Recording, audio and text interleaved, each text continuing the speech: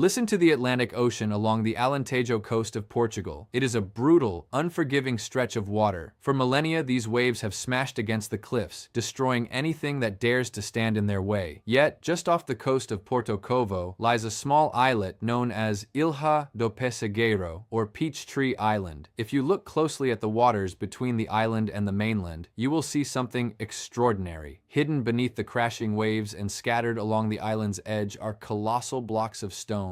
Some of these blocks weigh up to 150 tons. They look like the remnants of an unexplainable ancient megalithic civilization. They look like the ruins of a land bridge to Atlantis. But the truth of who cut these stones and why is a story of immense human ambition colliding with the unstoppable fury of nature.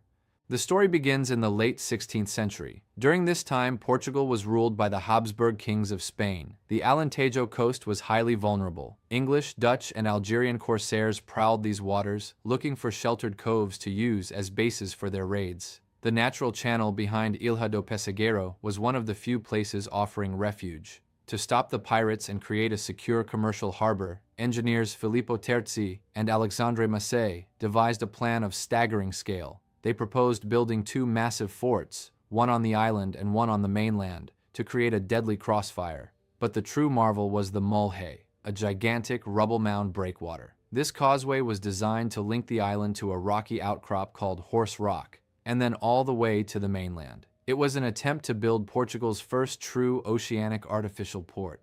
To build this colossal land bridge, the engineers turned the northern side of the island into a massive quarry. The scars of this industry are still visible today. You can see vast platforms, the foundations for heavy machinery, and transport ramps carved directly into the bedrock. But it is the stones themselves that capture the imagination.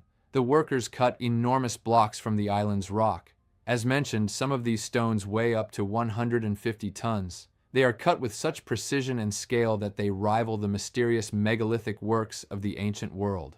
Moving stones of this size in the late 1500s on an island battered by the Atlantic was an engineering nightmare. They were meant to form the foundation of the breakwater, a wall of stone strong enough to hold back the ocean. But the engineers underestimated the sheer power of the Atlantic. The coast here is notorious for violent storms, with winter waves sometimes reaching up to 16 meters in height. Despite royal orders and years of grueling labor, the project faltered.